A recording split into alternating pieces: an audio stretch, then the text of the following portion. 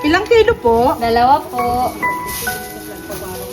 Hindi uso ang pahinga sa taong may pananampalataya. Tuloy pa rin.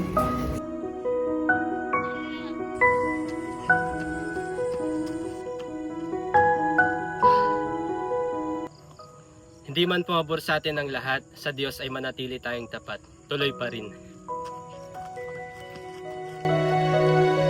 Matapos na ako nagluto, punta na ako sa school! Hindi madali ang proseso sa pagkamit ng mga pangarap mo. Pero walang imposible sa taong naglilingkod kay Kristo. Tuloy pa rin.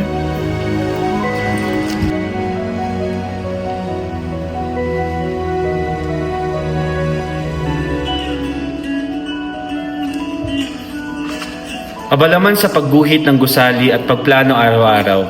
Sa paglilingkod sa Panginoon, kailanman hindi ako lilihis at aayaw. Tuloy pa rin.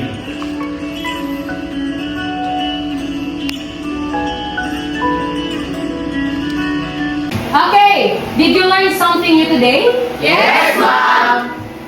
Madami man tayong responsibilidad sa ating trabaho at sa pamilya. Sa paglilingkod sa Diyos, dapat hindi tayo pumapalya. Tuloy pa rin!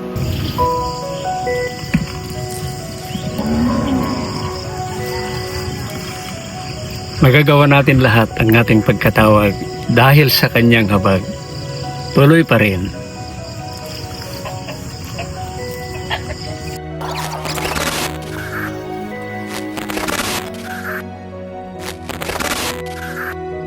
Mga kapatid, we are about to end this year 2025. Alam ko, hindi naging madali sa atin ang taong ito.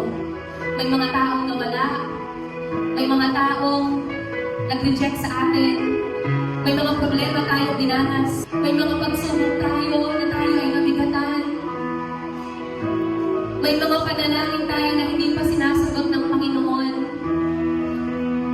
may mga hiniling tayo kay Lord that until today ay wala pang mga tugon. Ngunit kapatid, gusto kong sabihin sa bawat isa na kailangan nating magpatuloy sa Panginoon. Kaya kapatid, sabihin mo sa iyong sarili, magpapatuloy ako. Magpapatuloy ako magpapasalamat sa Panginoon. Magpapatuloy ako maglilingkod sa Panginoon. Magpapatuloy akong mamahalin ng ating Panginoon. Hindi man pumabor sa atin ang tadhana, hindi man pumabor sa atin ang panahon, kapatid, manatili tayo sa Panginoon because His love endures forever.